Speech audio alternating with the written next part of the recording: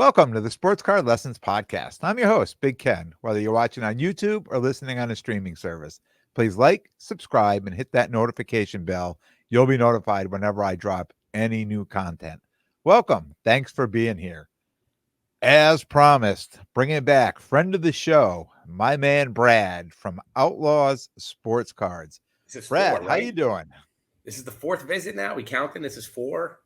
Yeah, you're becoming a regular. Well, if we could say that the four times you canceled because you were sick too, right? Yes, that is very true.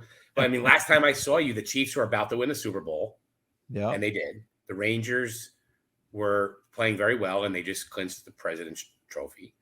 The Jets are still bad. I mean, so really, not a lot has changed. I mean, a lot of things have been predictable since January. yeah. How you been? You've been setting up. I mean, I know you were sick, but you've been out hustling the shows. Yeah, it's fine. I mean, I was down bad like last 2 weeks with the flu. I mean, I can't remember the last time I got sick like that. It was bad. I managed to get myself together. Thankfully, I didn't have any shows on the docket since White Plains, which, I'm the first one to make fun of people and their hygiene. I wouldn't be shocked if I got my flu B from White Plains. Wouldn't be a shocker. Thank you to that individual, whoever it was, that sneezed on their hand and then took my card and touched me. I appreciate you. But I was off for a couple of weeks, which is good. And then I got back in the saddle for Saturday morning. Old Bridge, which is a small show, was very, very, very quiet. Even though there was a couple other big shows in the area, I didn't hear much success there either. Might have just been a lot of shows lately. So maybe people tired. This weekend I'm going to be out and about, and then off to Fishtown in a couple weeks too. So I'm out. Been doing a lot more private stuff again. Buying. It has been very, very tough to buy at shows when repackers, and bless them, are there paying. Depends on how much you're spending or buying or you're selling, but you can get them up to probably pushing 90% in certain deals and certain cards. So it's tough to be set up as a show and knowing that your margin of error is very, very, very tight. So I've been hustling, still out there hustling. Does that change? Like knowing everything you just said, does that change like your philosophy going into like future shows? Like we know last year, like the repackers were there last year, right? But we were buying and selling, and we were able to buy pretty well, right? And I know there's a few people right now that are going to comment and said, "Boo-hoo, the dealers can't buy. They can't buy as well as they want to." It's hard. It's hard. But does it change your philosophy moving forward, looking at shows, saying, I have to do something different if I want to be as successful as I've been in the past? I mean, I definitely learned that we all know this too, but, speak it might as well. A lot of the vendors, the dealers, even if you're just coming to the shows and flipping, the margins of error are so tight right now for everybody. It is tough to buy everywhere where everyone is playing the same game. I mean, I keep trying to, it's like that scene at Rounders. They all come into the casino together and they're all at that one table and they're all laughing how they all meet each other. And I feel like the only time, a dealer is truly going to find a great margin is, they have a tremendous relationship with the seller or the buyer, that always speaks to us how we believe in anyway. Or you have someone who just doesn't know.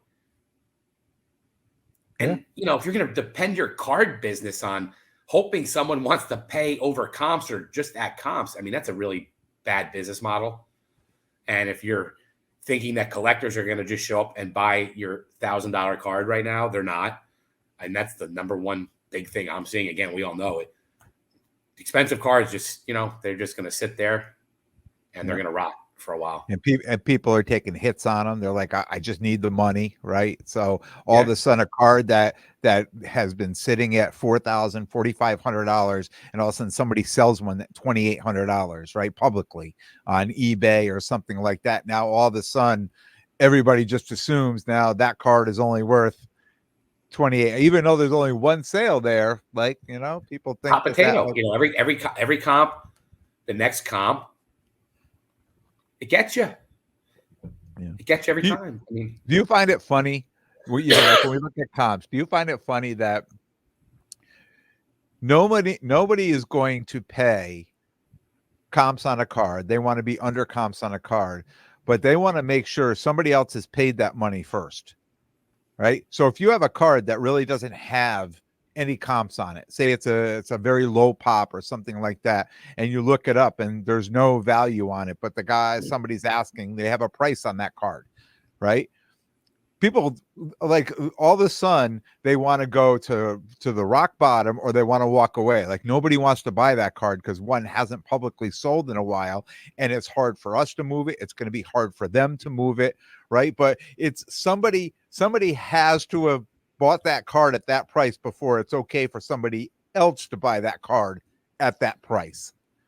yeah, I mean, it's a revolving, it's a terrible revolving door right now. I mean, it's just a giant circle. The cards are just going in circles at prices, and what I don't understand is, I mean, listen, anybody that deals with me pretty much knows I'm pretty fair, unless I don't want to be fair on a card, and I admit that. I'll tell you, like, I can't be fair on this card. I'm straight, but most of the time I think I'm pretty fair. If you can justify a comp, or the comp makes sense, sure. But I don't, and I leave room for people. I always leave room. I mean, I'm not leaving a lot of room, but there's room. Yeah.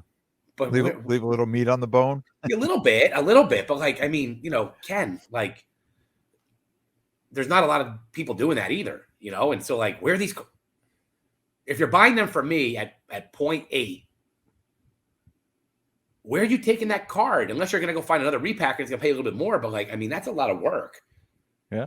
Or it's a lot to just go. I mean, I guess if you could do that at multiple thousands of dollars every single weekend, sure. But, I find it hard to be able to just to run around to clip 3 or 4 points, unless you can do it in huge volumes like a lot of these folks can do. But that's why the repackers pay 90 or 85. Yeah, I understand what's happening, but I'm just having a hard time. Like, I scratch my head with it every time we set up, because I sell a card and I'm saying to myself, if I just sold it to you, $100 card, I sold it to you for $80, where are you going with it? Yeah. Or even if I sold it for $70, $75. We haven't even talked about what it costs to go set up at that show, right? So you're I starting totally out. I don't regard that at all anymore. Like, I've totally, like, I realize now that, setting up at shows, the other people on the other side of the table see no value in us setting up. And I understand that. They feel like they don't need to. Well, I used to do the same thing, and I see the value in setting up, because I did something different, in my opinion. I created a small little bit of a maybe following, or a couple people that know when I set up to come get deals. And it's enough for me to sell cards and keep my money moving. I don't need 3,000 people doing it. I need a few that I can be fair with all the time, consistently, and a few repackers that are always comfortable coming to my table, knowing that I'm going to be fair with them. So to me, but that's not every dealer. I mean, I've gone out of my way to create relationships with all different sources of the hobby that are interested in working with me in my cards. And even if sometimes I make a little bit more, sometimes I make a little less, sometimes I lose money, but I always found myself to have an outlet for cards, even at a price. I don't know if everybody has that right now. It goes back to, again, my first visit. The relationship has to matter. I mean, somebody still has to want to. Your cards may talk, prices may talk, but people still going to want to come to you to buy those cards, because a lot of people in that room, I'm sure, would wave a sign, I'm selling it point something if they could, right? Yeah. And you got to love the hobby, right? I mean, you have to love what you're doing. You can't show up and say, well, and people do, I don't know how, but you can't show up and say, well, this is the business and that's it. And I don't care. I don't like this card. I don't collect anything. I'm just here to make money. I mean, it's a long day, and it's a long week. Listen, there's people in the hobby that have made no bones about it, whether locally, publicly, nationally, that are all they care about is the money. And I'd like to say, I mean, I was talking about this, literally writing some notes down before today, and I'm trying to train myself to stop using the word hobby. This is an industry. This is not a hobby. This is absolutely an industry. Yes, there are people who use it as a hobby, and I myself am a hobbyist at times, but this is an industry.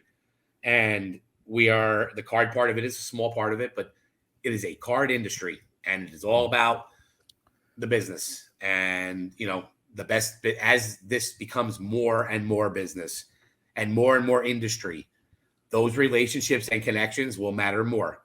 They will come to matter at some point, Ken, because then, yeah, you could say the dollars count, but you know what? I'm going to put my cards where I want to put my cards. That is going to matter at some point.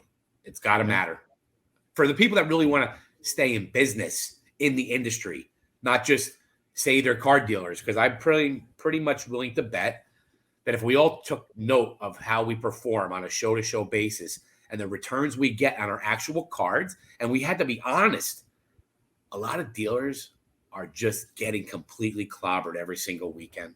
They may not want to admit it, but they're probably closer to being out of business than they are setting up at their next show. But no one's ever going to tolerate or admit that because it only takes $50 to set up and a box of cards. So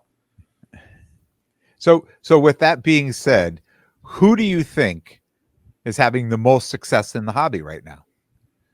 Or do you want me to call it the industry? Right. The industry. Who do you think? Let's try to call it. I'm going to call it the hobby too, as much as I forget to call it. But let's try to call it the industry. At least when I'm here, I think the industry, the hustlers, the grinders, the ones that are going to get their hands dirty. You know, the ones that are still willing to go out and think that, hey, you know what?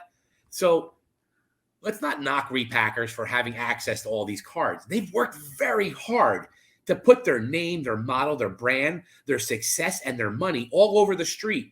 Building reputation, some good, some very, very bad. There's some complete you-know-what bags out there. But by the same token, the good ones that are going to last are the ones that worked. Forget their ages. Forget how long they've been doing it for. The fact that they have just worked so hard. And we've seen some of them when they used to set up at little shows next to us, wheeling and dealing for $100 bills. Now they're dealing in tens and hundreds of thousands. It's hard work for them. I give them a lot of credit. These grinders, whether they're store owners or they're show promoters or they're vendors or they're just flippers. I mean, the ones that are going out and still hustling and they know how to make a deal and to grind a card, they're going to find success always. The ones that think that people are going to just show up at their table with a box full of cards and because they have money or are willing to buy them, it's not going to work. It doesn't work anymore. I honestly feel like I am not fast enough currently for this industry because I go home with a card and realize that every card I go home with is one too many. When I never used to think that. I never used to think that. I never used to believe that. I used to believe I got to come home with cards. Now I believe that if I couldn't set up next weekend or 2 weeks in Fishtown because my entire amount of inventory is gone, I'd be okay with that. Not setting up for a few months and saying, hey, let me go try to find the right stuff to buy. I mean, I see people buying stuff off eBay and putting in their showcase the next week and then trying to get 20% over their comp. I mean, okay, cool. I mean, those days worked, but now, I mean, I mean, the 6-year-old's walking up to my table now with a phone in their hand, comping cards. It's not even annoying. It's great, but understand the information's out there for everybody to have access to. So, you know, find another way. You still got to find a card. You still got to go find one that's gradable. You still got to put the money into the card and get it graded. You still got to wait 6, 8, 10, 12 weeks to get it back. And you got to put the work in. You don't want to put that work in. You know what? You're going to be as successful as your next bad trade. Yeah. But you have to enjoy it. And this is what I keep saying. Yes. You have to like what you're doing 100%.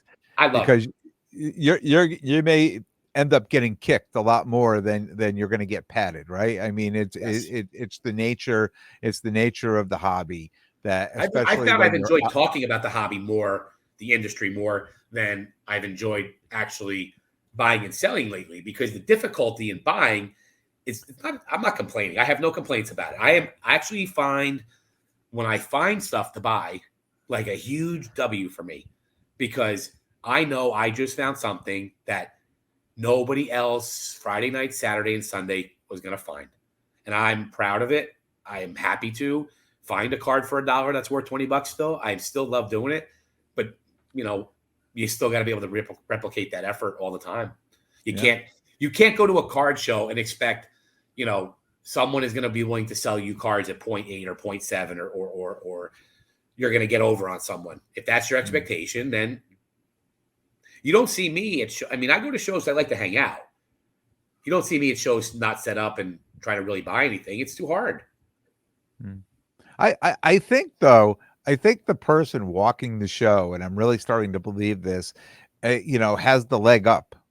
They have the 100%. leg up because I mean they're able to move around that room. Once we get there and you go around, so people know me, people know you. You go to another dealer's table before the show starts.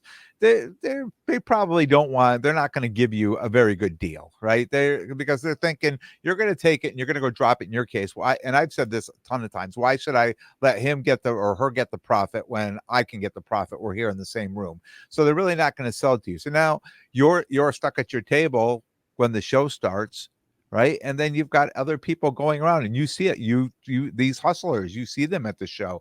You see them going and buying and buying. And I know a handful of them, they come by the table and they pull out I just bought all these cards. I got this at this, this at that, this at that. Where if I tried to buy those before the show, it's probably not going to happen.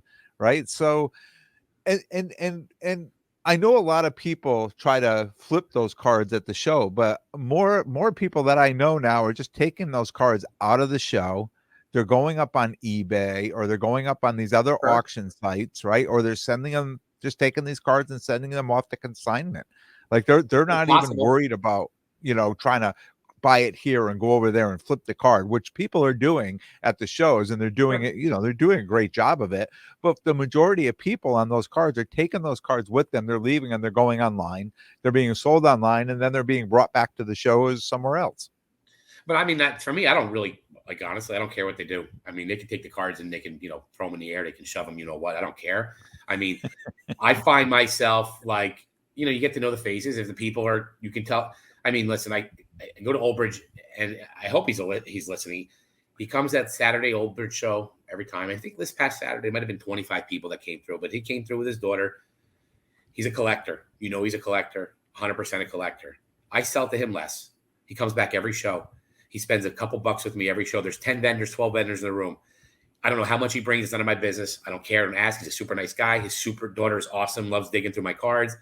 They always grab a couple out of the box, a couple out of the showcase. I give them a better deal than any repacker, any other vendor. I don't care. But, we don't get that a lot though, Ken, and I think that these folks also know that. They're smart as a collector, like you said, that they have the upper hand and they know, hey, you know what? You better give me a good deal now because there's 1,000 of me running around the card shows with the cards. But those people are taking the cards home, but there's not too many of them, Ken. That's the problem. There's not too many. Yeah. And loyalty in the hobby industry, it doesn't exist because everyone's about the buck. I myself will be loyal to a fault. I believe in that so much that I'll take less money from people that I value their friendship and their relationship or their position with me in the hobby, how they help me in the industry, how they are willing to talk and help. And like this, I like to say, take care of people, help them out, or make a little less. Even For me, if make a little less. even if they're coming to you to buy, they're going to buy that card and go flip it somewhere. You're still okay with that? You know what, Ken? At the end of the day, every time I set up at a show, and we won't use names, but if they're listening, there's 5, 6, 10 of them right now that could be listening. And they know they're going to come find me every single show. And they're going to spend between 500, 200, 500, and $2,000. So now I look at it and say, okay, every show I go to, White Plains, I did 30 grand in White Plains. Yeah, sure. I lose money on cards. Sure. Do I sell stuff cheaper than I should? Absolutely. But I came home with $30,000 less cards. And other vendors who maybe didn't want to sell for 0.8 or 0.82 or 0.77 on something or take a loss on a card didn't come home with as much money. So do I care that they're flipping? No, because they come back every single time with more money. Every single time. And you know what, Ken? I also have the ability to say, no, I don't want to sell you those cards at those prices. No one's coming up to my table and saying, Brad, I want to buy these $700 in cards from you for $500 cash. I could say scratch. I could also say, well, I'm into those cards for $217, including the mags and the plastic. And why not just take the 500 and run and let the kid go make $100 because he's not getting 700. He's making 700's comp. So you sell it to him for 550. What's he getting? 680. He's not getting 650. He's getting $600. You got to remember too, how much do you think they're actually making on you? Unless you're getting completely screwed, right? And if I get screwed on a deal, shame on me. most of the time, unless someone intentionally scams or slimes you. And that happens, by the way. Why not? I'd rather take their 500. So you're going to say no to 500 versus, and what's the difference, Ken? 5% more on $700 is $35. So let's just use numbers, plain numbers. I don't care the audience. Numbers could be terrible. 500 on 700. Somebody says to you, you're going to say no over 5% is $35. Or you're going to take the $500 and go put it towards something else. Me personally, Brad, Outlaw Sports Cards, takes your $500, says thank you. I'll make 35 less. You can go make the other 35. I still made some money or lost less, and I have my money into something else. Yep. That's called big boy, big girl. That's called business. We don't sit on it and say, but we're not talking about. They're also taking a couple cards. They're not coming in and taking one card. But even with one card at a 500, versus who cares? Who cares? Yeah. Who cares? So if you're into that $500 card, if you're into it for $450, so now in what planet is 10% or 12% not good? You know what I do for a living? I would take double-digit returns all day for things, anything. If you could buy something for $400 and sell it for $450, that is over 10%. According to my math, that's like 11 and change. I take 11% on a transaction all day, especially if it's fast. You annualize that out, especially if you did it in a day. The numbers are stupid. But think about it. How could we sit there? People have to do the math, put it in perspective. Everyone runs and says 0.8, 0.85. Okay. So on $1,000 deal, 0.8 is $800. And you would probably say, you know what? Nope, not enough for me. I don't like 0.8. I want more. And I'm going to say to you, well, I'm not coming any higher. And you're going to turn it down because you want 0.85. Well, do your math, Ken. What's 0.85 on 1,000? It's 850. What's point on 1,000? 800. So for $50 on $850 or a $1,000 deal, you're going to walk? Well, it also just depends. I mean, I think it really comes. I understand what you're saying, but we're not looking at the other end. As what did we buy the card for? So if I bought the card for $800 and I want to set, and I have it up for $9 and I want to sell it to $850 and somebody wants to buy it for $800, I mean, now I'm going to sell them a card for what I paid for it. Sure. Listen. I did it with you. I walked across the room and bought a card, sold it to you for a $10 profit. I could have made $50 if I sat on the card like an hour or more. Like literally, it's not a big deal. Sometimes you just get it, you move it, you make the profit, and you run. And I look at it opposite. I'd like and say, you say what you bought the card for. You know what? I don't care what you paid for the card. So I had someone tell me, hey, Brad, you bought that I had that Barry Sanders Row Zero PSA 10. The kid knows who he is. He came up to me. He's like, well, I know you bought that card for $500 raw and graded it yourself. So that means I should sell it for a lot less? No. But he does none of his business, nor should he care.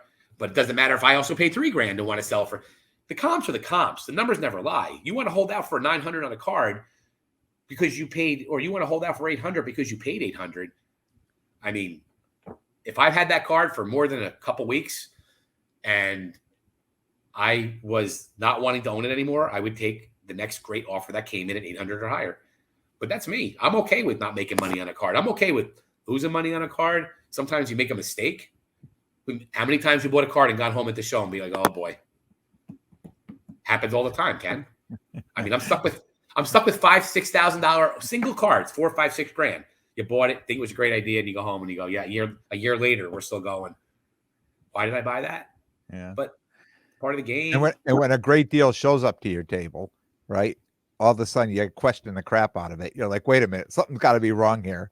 Honestly, I do. I mean, it just happened to me this weekend. Just happened to be this past weekend. I was set up at a show and I'm in the middle of the room and I'm not, nobody, by the time people are coming up to me, like, hey, you interested in, buying? It's usually a lot of stuff that everybody's picked through all the time. And I had put a sign up. First time I put a sign up in a while, that I'm buying and what I'm buying. And the kid walks up and he's like, or a guy walks up and he says, oh, finally somebody's buying football. I'm like, oh, he was just going by the signs, right? And then he pulls out a couple Brady rookies, those, the 2000 rookies. And I started looking at him and I'm like, the price was great on it, and I'm like, there's got to be something wrong, I'm going through, and I'm examining every card. I'm like, I'm looking for the problem in the card, and I'm about to lose them, and finally, like, yeah, I'll take it. And I paid them for them, and I got home and put them under my lens, and they look really good. But here I was nervous the rest of the day, the whole way home, thinking like something was wrong, right? It's Sure. because it's been a Happens. while since good deals have shown up to my table. I I am always definitely suspect when deals come up to my table. Why did they come up to me? I try to be a great analyzer of people and their behaviors when they come up. I mean, like in a psychological perspective and understanding. And sometimes, I mean, I'll be fair. I educate people sometimes too. Like I'll tell you, like, hey, this card's $100. If you ask anyone in this room how I'm going to sell it, I'm going to sell it for, $80 or $83. So I can't pay you more than 80. If you think you want to get, more than $75 or 70, whatever the card is, then you need to go somewhere else. And this is what I'll offer. And sometimes you get the deals with people. Sometimes I don't. Most of the time I don't. But I also understand, like small shows, yes. Big shows, no. Big shows, I don't even try. Something walks up to my table, I entertain it for trade purposes. I entertain it because I might actually want to put it in my showcase. But most of the time I find at big shows, when the larger repackers actually are set up at the show with tables with a sign that says buying, and it tells you the percentages they're paying, it's hard. But again, I don't. If you bring me cards to buy at the show, it's because you want me to buy. You want to work with Brad. You want to work with Outlaws because most of the time you might not because I'm going to be low. It's Old Bridge. I'm a great buyer there. I pay strong Old Bridge because there's not repackers there. But once you go to Fishtown in 2 weeks, there's going to be 4 tables of repackers right around me. They're going to be watching every card that goes around the room. They're going to buy them before they get to you, which is fine. Listen, I have my own boxes here right next to me that are all set up ready for, the folks listening in Fishtown, untouched, unsearched. They are already set up for a couple of our friends that are large purchasers and they know who they are. But some of our friends, I'm happy to say their names, Ethan and NPT and Boston Sports Cards, who I've grown to appreciate very much what they do and respect them and their hustle. So I do a lot of work with them right now. But I bring all cards I want to sell, always to the show. But you got to make a straight offer if they're around. You got to make it straight. And it's hard for the buyer. It makes it hard for a buyer because this box right here, Ken. If you don't want to pay me 0.85 on it, I mean, you're not even going to get to look at it. And I mean, that's the way it is, right? Oh, that's Brad's rules. But that's just the way it is for almost anybody right now. If one of these folks in the room says, hey, if you're going to do a $5,000 plus deal with me, we'll pay you 0.85 or better. Why are you going to put all that stuff out and deal with it when you can get your price? You get your number, a fair price. Yeah. Yeah. Why bother? So why someone even asked me earlier, why set up? I enjoy setting up. I love setting up. I love selling cards to lots of people.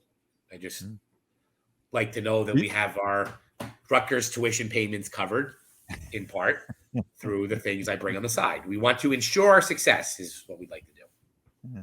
Do you think the future of these shows do you think we're going to start losing dealers because of the state, what we're talking about now?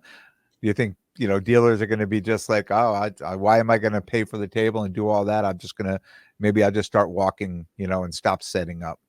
I think that there's just a saturation of shows right now anyway that dealers should probably take a step back. And, we talked about this earlier. My navigation process is the show scene right now. There's a lot of them and a lot of them are great shows and I've had success at all of them.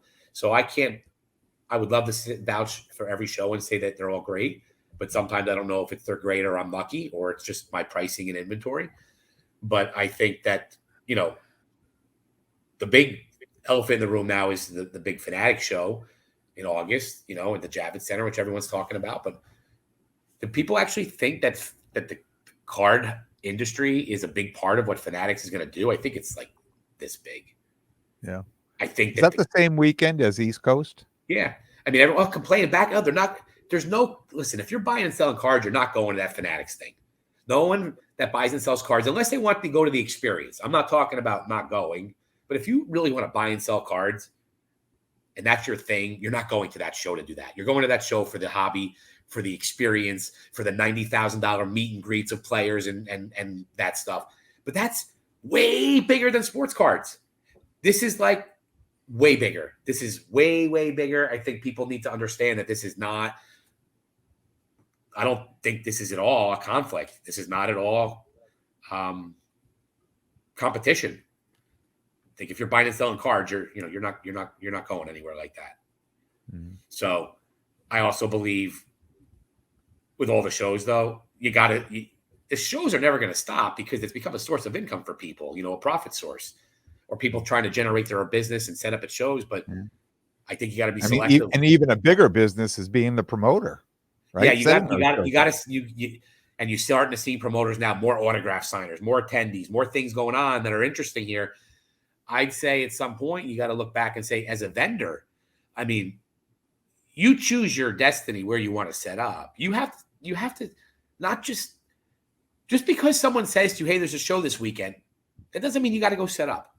Just because there's a show on a Saturday, people stop spraying everywhere. We go to the shows and we see the tables. You got the same vendor, the same cards. Take a couple weeks off. If you take 2 weeks off and refresh your cases and your boxes, you'll get more business on the 2 weeks off when you come back, because people are going to come back and go, wow, look at all this stuff I've never seen before. But you come every Saturday and you come every Sunday and you bring the same stuff and you don't even update your price tags. Your cards are in the same location every showcase. That's fine. Mm. But that's the bigger problem, is that, like big shows that have been around a long time, still have the same 97-year-old vendors with the same cards, with the same price tags from 1940. Yeah. So, I mean, as a vendor, you need to stop going to all these shows and stop going everywhere, or at least take a break or change your market up once in a while. As a promoter, you have more responsibility. You need to tell some of these guys, hey, you know what? I love having you in my show all the time, but maybe I can't give you 32 feet. Maybe I can only give you 16 this time. Maybe we need to let some of these other vendors who are out there trying, wanting to be a part of it, to give them 6 feet or 8 feet. Let them make a mark.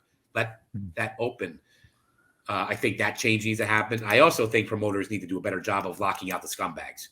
I mean, there is way too many slimeball, scumbags, shady scammers out there. And as a promoter, I know you want your table fee. I know you want your space. Don't do it. Don't let these people set up at your show if they're bad. The hobby industry does not police itself. And it's hard to, and it's never gonna.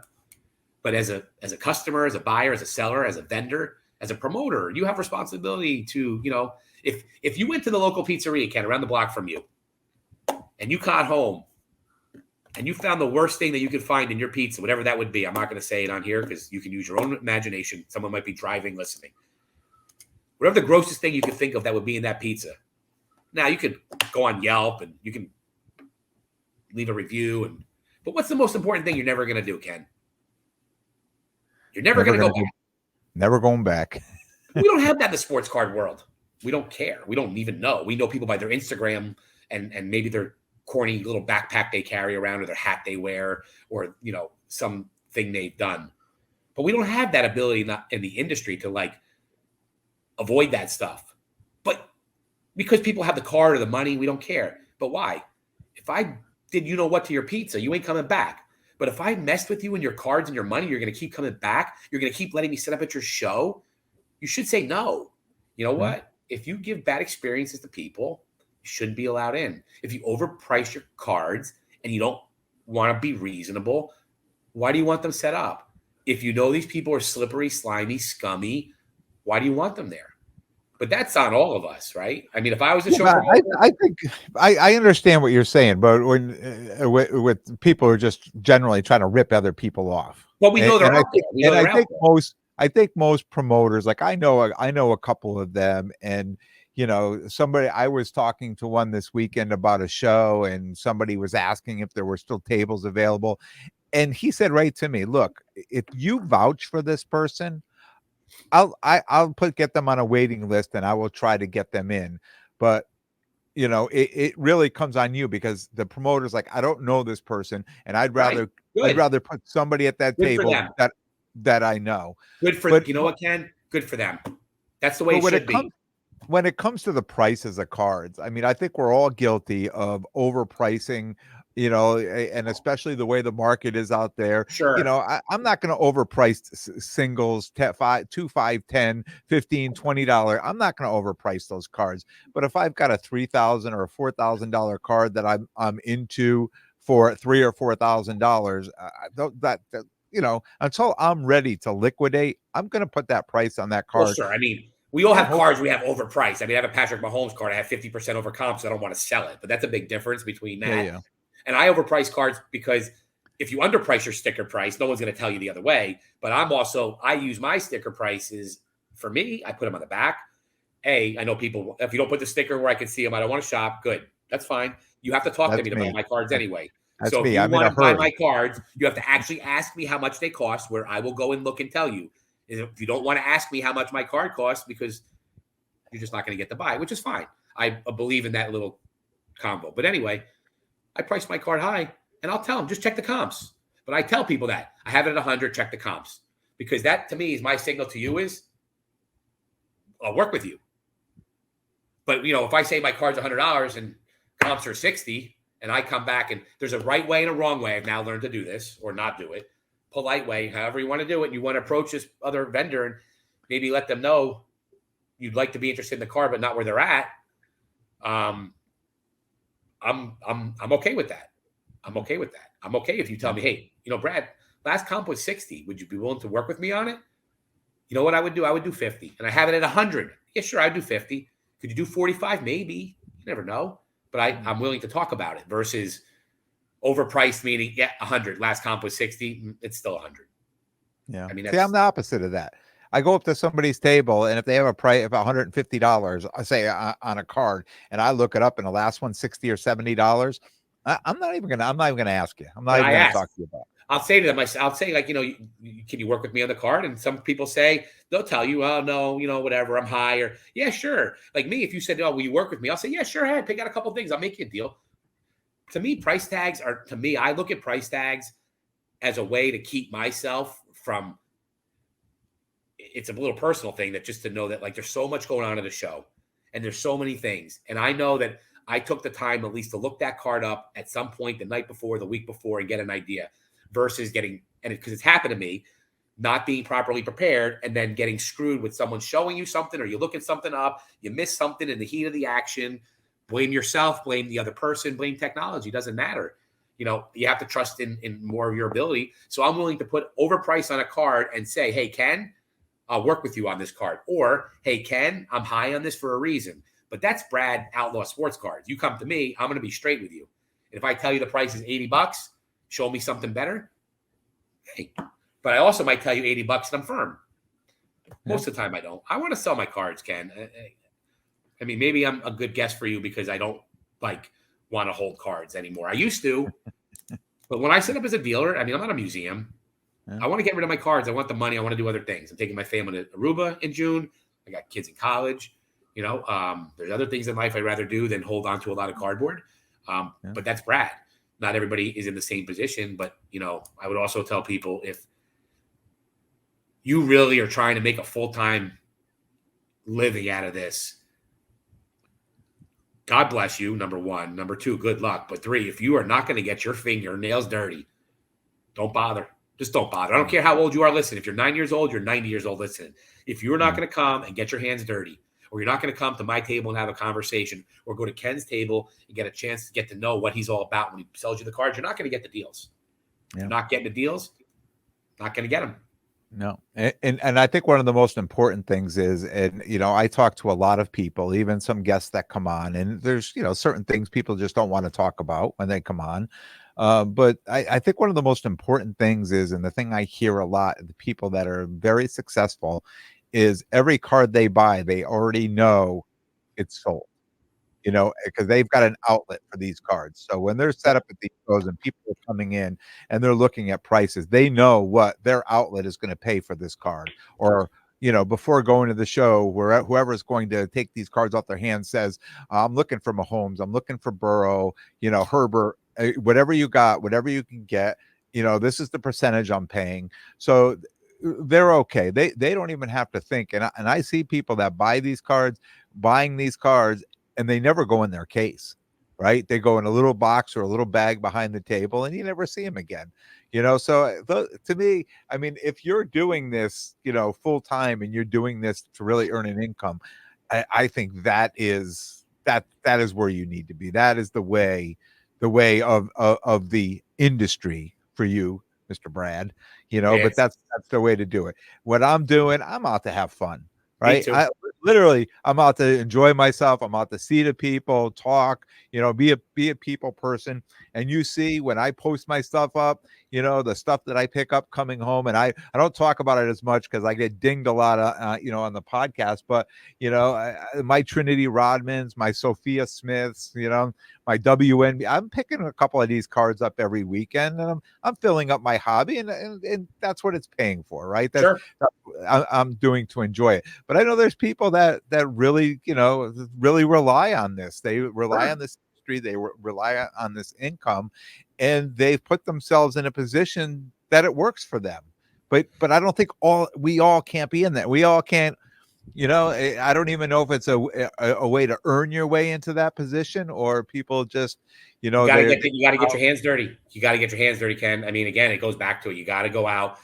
You got to take, and you can't be scared either. I mean, the biggest thing you see is I go out and buy raw cards. I grade cards. I send them in, turn them out.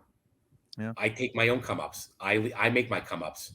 I don't grade everything. I can't anymore. I have too many cards. You want to grade cards? Great. If I left something behind, great, good for you. But if you're out there and you're just trying to flip cards all day, I mean, it's going to tighten up on a lot of people too. Even me, I give great deals for people, but my deals now are almost all prearranged, Ken. They're prearranged. There's no, getting dirty for me is going out and I still go get my hands dirty finding cards. Yeah. I still do it all the time. Every weekend I can. Yeah. You don't see me at shows if I'm not set up because I'm out there trying to buy stuff. But it's man, I wish we could go back to like the way it was like in many years ago when it was just a lot easier to navigate as a hobby, when it was just always fun. When you didn't mind getting busted, open up a pack of cards, and you didn't mind getting a beat trade or whatever. It's the changes are drastic and fast, and the monetization of the industry is the people again out there listening. I think that the cards are a big part of what Fanatics is going to do. I hope so. I pray. I love cards, but I don't think Fanatics and cards is the big part of the pie they're going to slice. And I think that the speed and velocity of the changes are going to come even faster. I'm not even like opposed to it. You kind of got to accept it, right? Yeah. In my head, Yeah. you can't fight it. It's coming. I mean, the dude's at front row WrestleMania, right? The dude's at front. I saw him. He's at front row WrestleMania. Yeah. I mean, do you think everyone was concerned he's doing this big convention at this East Coast National, same dates? You think they care? But do you think you think one less person? I think it helps. Good. Go bring 50,000 people to the Jacob Javits Center for this convention, and then tell them, there's a card show an hour away. Yeah. You want to Could complain make it a about it? destination. How about someone should go standing at the Javits Center telling people there's a card show an hour away and bring your money? A destination weekend. I mean, if you're a card person and that's your thing, I don't know. I mean, that seems like it would be very national-esque type of atmosphere, and a card show down the road, a big one. Yeah. So with all that said, let me ask you a question. This is April 2024. April 2025. What does this industry / hobby, what does it look like a year from now? In your eyes? I don't think we're in a great place, but I don't think it's because of the industry itself. I think the economy, the greater economy, has some work to do. I know things are great right now and interest rates are staying strong here, but it's just people. It's allowing people to go out and they're making money and labor strong and they're spending, which is great. Credit card bills. I mean, the credit card debt in this country is high. And I'm pretty sure a lot of people are, whether they're making money or not, they are flipping these cards and they're probably moving it to pay for the bill the last month. I just don't see it. And I don't think it's because the hobby. I just think the industry. I think it's because there's going to be other forces against people. I do believe that the stock market is going to probably give us a good win. That always helps the ancillary businesses like cards and watches and jewelry, things like that. But there's a lot of things going on in the world too. World's a nutty place right now. So, I mean, my personal thought process is that in a year from now, I don't think we're in a better place, Ken. And I'm not, I'm going to be in it. I'm positive and I love it. Have fun with it. I just don't see it. I don't see it. I have a hard time believing that we have better days ahead in the short term here. You find that hard to believe? Yeah, I do. Yeah. I mean, again, too, even think about what is working in the industry right now. What's the best? What do you think the number one thing is? I think it's that the repackers are buying everything, that there's some strong buyers out there, some great hobby shops like Tyler down the street from me. Tyler's strong. He keeps the local shows. He buys at all the local shows. But what if Tyler doesn't need inventory for a few months? I mean, the whole economy doesn't dry up. But what if these repackers all of a sudden, don't need a couple $100,000 a month in cards? I mean, we can't think this is going to go on forever, can we? We can't all actually be sitting here driving, listening to this right now, and me saying it, believe that I can flush out my cards at strong values at 0.8 or better to repackers for how much longer? I don't know, but I don't think it's going to go on forever, Ken. There's no way. No way. And I think too, and I've talked about this all season, is that okay for me, right? I've got a shelf here and I've got boxes of different things and I've got these labeled what show these boxes are going to go out at, right? So I've planned ahead. Everything I've done, I've planned ahead 6 months, 7 months, right? Because if I go to a show and I think I'm going to buy cards and flip them at the show, it's not happening. I would just lose my shirt. And I understand that. So I have to go out and get these cards. I have to grade these cards. Maybe buy some of these cards graded at a very good price, right? And then put them on the shelf and wait for them to mature, right? Wait for it to be the right time. Buying the football in December, January, February, March, grading and holding and waiting till June, July, to put them out there. Grading hockey in the summer and putting that out in the fall, grading baseball in the fall, which I have a ton of it here now that I'm going to start to break out, this weekend at Hofstra. And then the next I have four weekends in a row at shows that I'm going to, as I need to, I'm just going to be pulling all this baseball out. But I also have other inventory that I've been carrying with me for a year that's now it's stale inventory that I just have to get out and either send off to consignment, put them start at a 99-cent bid myself on eBay and just hope for the best because I'm just tired of carrying particular, because and learning my lesson, right? I mean, learning my lesson, like stay away from this and stay away from that. And, it's I stay away from anything I can that's modern. Obviously I just keep staying away from that stuff. But I buy it because it comes up, and I buy in quantity. This is what I get sometimes, but I'm trying to be very selective with it for sure. I mean, I know somebody who sets up only at the National once a year, and all they do, they go all year and they buy, and they've got racks and when they set up, it's all singles boxes. And that's all they do all year. They go out to shows, buy 4, 5, 8, 10, 25 cards, whatever it is. And they're just filling these boxes all year. And then that's it. It's, a whole week at the National and selling all that stuff.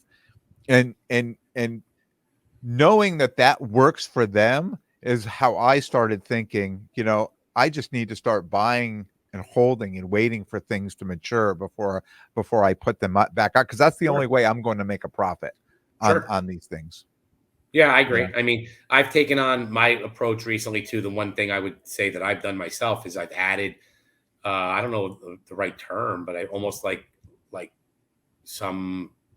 there's they're not employees. They don't work for me, but some like in some ways like a little apprenticeships or little juniors or partners. Not like business partners per se, but not everyone has the ability to go out and buy $4,000 and $5,000 lots of cards. Yeah. But some people have the ability to go and find them, right? And Yeah. sometimes you don't need to just pay people commission. You don't need to give people finder's fees. You just need to have something with them, right? Make it incentivized to work with people. They help you find cards to buy. They help cards sell. They help you at shows. They help you I don't think the way this industry is changing now, that I don't think being solo always is such a bad thing. I used to like being solo a lot, but I also do enjoy now that I've been working with other people. We're all little businesses on our own. And I think that partner, not everybody, if someone came to me now and said, I want to do a deal with soccer, probably going to not touch it. Right. But it's nice that I have partners or friends, whatever you want to call them, in the industry that I could turn to and say, hey, help me price this card. Help me pick this card up. Are you interested in it? Or maybe what do I do with it when I get it? Maybe you want to help me. We can work something together. But those little parts of the industry now, I think, are becoming important where, you notice too, even people are moving more a little bit in smaller packs, right? 2, 3, 4 people together. I think that's good. I think, having some kind of like little buying power helps, these little conglomerates, these little, little syndications of people are not such a bad idea. I think that's another way to maybe get some force in the industry a little bit, is maybe knowing that there's 3 or 4 or 5 people like-minded, similar thought process. Maybe not to put their money together per se, but to, energize themselves together. That should give some people some help. I really do think, and it's undervalued and overlooked. Yeah. I've been a lot of, not a lot, a handful of people have contacted me, say, hey, you want to go partners on a card? And I've really turned it down every time, because I just felt like, it's, first of all, we're friends, right? And sometimes, never goes well. That turns into a situation that may not be anyone's fault, but somebody may get, who holds the card? When do we sell? It goes back to careful who you do partner with, because there's a lot of scumbags. There's a lot of shitbags out there. People, listen, just because it's not right, or because they have a card you want, if it doesn't feel right, it doesn't matter. Don't do it. Yeah. Don't do it. If you're not sure, know your customer, know your buyer, know your seller. It is important, people. I'm telling you, be careful who you associate with. There is so much money out there. So even though I'm telling people, work together, be very, very careful. Yeah. Who you choose to work with. I think when it comes to the money, we keep it to ourselves. Like, there are so many leeches. There's so many scumbags. There are people that I don't care. I will not sell you. There are people I will not sell my cards to. Come on, man. If they're coming in and paying 125%, you're taking their money. Don't shake your head. Actually, you know what, Ken? Like, I'm always tempted to out them on here, because they're just that rotten for the industry that they need to be discovered. People need to know who they are. But you know what? Yeah. I feel like that karma is terrible, and I do enough conversing with people, off the record, and it shows that people respect me and trust me to ask me, like, who won't you do business with? And I'll tell people who I would do business with and wouldn't. I would tell people who I wouldn't. I don't care if the card's 50% comps. Hey, that's just me. If you're bad at this, or you're done bad by people or me or other people, you need to get out, right? I'm not going to give you my business. I'm not going to support you. And I'm going to tell people about it too, which I hope, right? That's the way it should be. We should make sure that when someone does you dirty or bad, you should make sure that they know. Hey, if they keep buying at you at 150% comps, they'll put themselves out of business. Wrong guy, buddy. That's not me. 100%. You know that ain't not me. I would see, if you were the scumbag, if you were the scammer, and you walked up to my table and wanted to offer me $100 for my $100 card, I would say no. And I would gladly sell it to the person next to you for $80 right in front of you. And that's just me. And joking aside, I don't care. If you are a scumbag and you are a scammer, I will not sell you my cards. I will tell people about you, and you need to go find another industry, because there's a lot of people who do this for fun and who are unsuspecting and don't know. They should not be taken advantage of. You need to help these people. Treat them right. They'll come back every time. You scam them, we're going to find you. We're going to find you. Yeah. And don't haven't affiliate seen. with scammers I mean, I either, know. because old school Ken, you're old school. If you're a scammer, someone affiliates with that scammer, you are now guilty by association. People, if you know someone is scamming, you know someone's a slimer, you know someone is a scuzzball, just stay away. Don't go near them. It's not worth it. There's millions of other cards and people who have money. Stay away. Do yourself the service. Do not make yourself bad in the hobby, the industry, because someone has a card. Stay away from these people. They're no good. That's my You rant sound for like the day. you sound like you've been jilted. Like, No, I've just been seeing so much of it lately, Ken, and there's some people out there that keep acting this way, and they need to go away. I'm actually like, it's believe it or not, I this week protected a friend of mine from, and I feel very good about it, because he was going to do business with a known bad actor, known, and I stopped him, and I don't have any, and I'm very happy because I feel like as a friend, as a real friend, you know what? You're going to make a couple bucks. Okay. It's not worth it. And you know what? A real friend, real person, you know what they said? You're right, Brad. I'm not doing a deal with this person. I'm not doing business with them. I respect what you had to say, and good for them, because other people might have said, I don't care. I'm going to go make my money. You're right. Cool. Do it. I get it. Not me. And I love yeah. this person now even more. And I know they listen, and they know who they are. And I know they listen, and I love them now, because it takes this is a young person too. It takes a lot for people to walk away from making money. Yeah, yeah. You're not going to see that happen. I mean, if people are coming up to your table and they're going to give you money and it makes sense to buy it, people are going to sell that card. Not many people are going to be like, "Oh, I heard you were a scammer. I'm not going to take your money," unless your money is counterfeit, right? I mean, I so mean, you just got to have I what's mean, I important to you. understand what you're saying, but I think That's a most moral. That's dealers are. everyone has their own code and their own body to deal with on that one. Yeah, You know, yeah. that's just me. So look, I know you. Wait, now when are you going to finish up? Because I know you take the summer off, right? I mean, Oh, you're fun. there's a. I'm breaking some of my own rules this year. I am Uh-oh. not thrilled. I'm doing well this Friday. This is my favorite show ever, is the monthly Old Bridge Friday night show. Steven and his dad, they do a great job.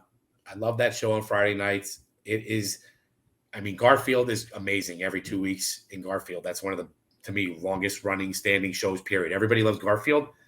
And Old Bridge is only once a month, and it's not Garfield. But for a once a month Friday night show, they are really making a case as a small show you got to go to every Friday night, every month, once a month. And I love it. The atmosphere is great. The dealers, the vendors, most of the time are great. The buyers are strong. It's a very great atmosphere. I love it. I look forward to it because it's like hanging out on a Friday night with them. And I'm with other vendors are usually set up around me and across from me. Now we all know each other now for years, but we're all there every month. Saturday's Manahawk, and I'm also super excited for that this weekend because Greg Jeffries is signing autographs.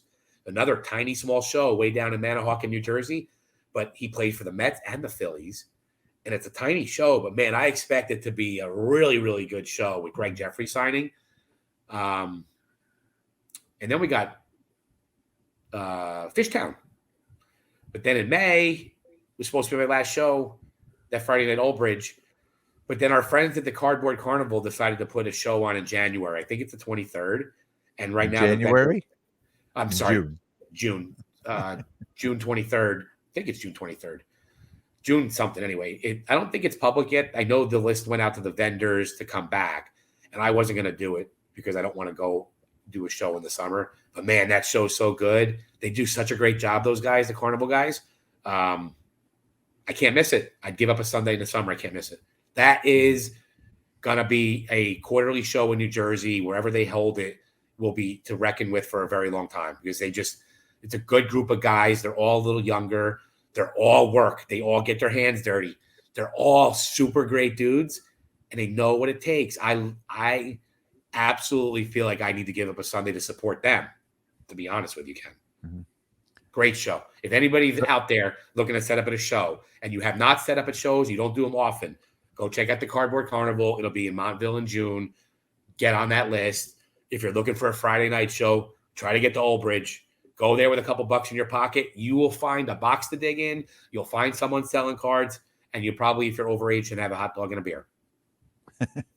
And that'll be it at the end of June. And then you'll have to take the summer off, or then you'll be back. Then they'll off July, end of June, then July, White Plains, August. That's the fun one.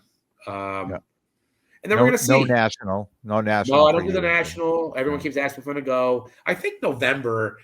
My goal is, well, I'm having a big birthday in November, so I don't want to put too much on the calendar right now. But I think it might slow a little bit down. September, October, November. I want to go to Toronto and walk it.